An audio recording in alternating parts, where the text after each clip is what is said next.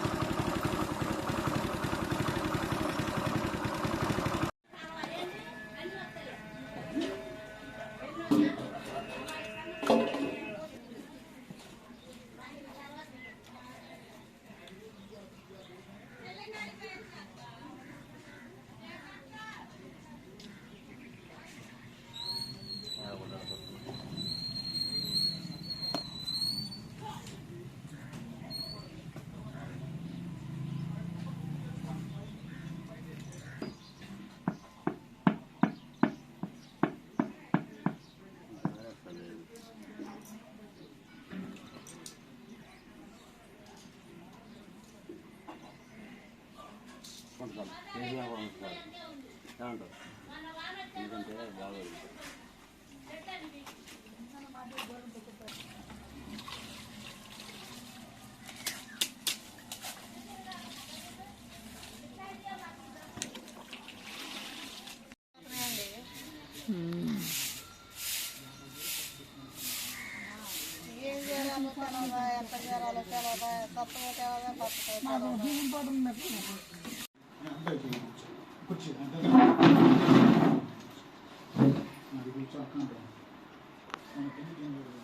Sanitiser చేయాలి బాగుంటుంది.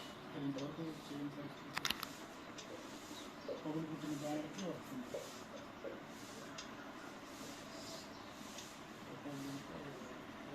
ఖర్చు అవుతుంది.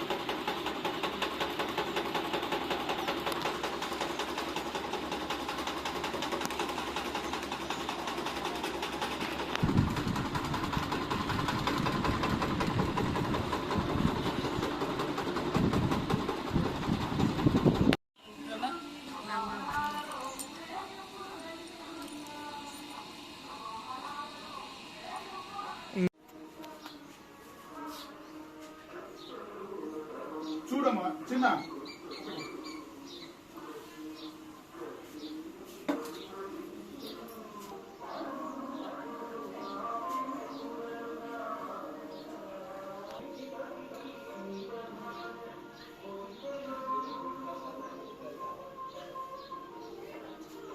నమస్తే ఏంది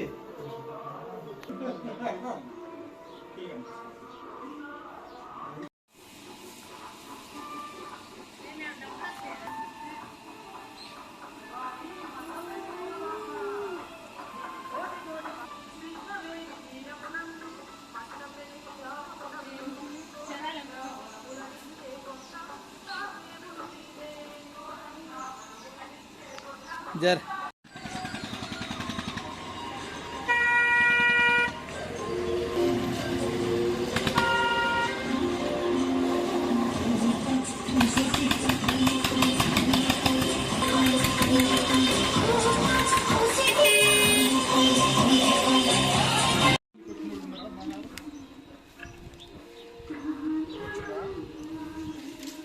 మాట్లాడుకుంటున్నాను.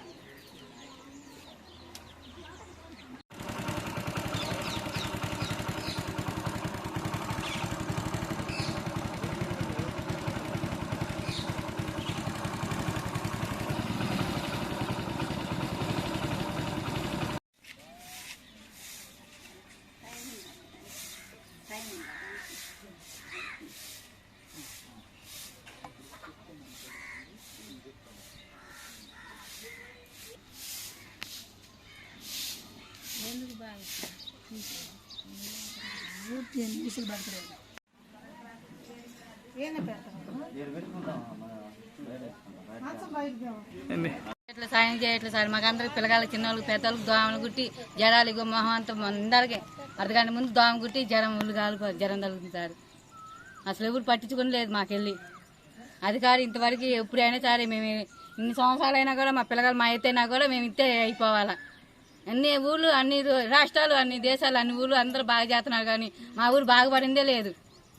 నెల నుంచి కూడా మన కాంగ్రెస్ వాళ్ళు వచ్చిన వాళ్ళు కూడా గెలిపించి ఓట్లేదు గెలిపించి చేసిన వాళ్ళు కూడా ఆ నెల నుంచి కూడా మాకు ఏది పట్టించుకుని లేదు. కాలువలు తీసేది లేదు ఏమి లేదు సార్. పిల్లగాళ్ళకి అందరికి జ్వరాలు వచ్చి అల్లారిపోతున్నారు. అసలు ఒకరి మీద ఒకరు జ్వరాలు డబ్బులు పేదవాళ్ళు మాకేం పని ఇవాళ ఉన్నా రేపుండో నాట్లు ఒక్కొక్కరు 10,000 20,000 వదులుతున్నాయి. రత్తపరిచలని అయ్యాని ఏడానికి తేవాలి మేము ఏడించి పోవాలి ఎడిపోవాలి. గవర్నమెంటే మాకు పట్టించుకోవట్లేదు. మా పిల్లగాళ్ళ గురించి మా కోసం మా భవిష్యత్తు కోసం మేము మాట్లాడుతున్నాం. మాకు న్యాయం చేయాలా.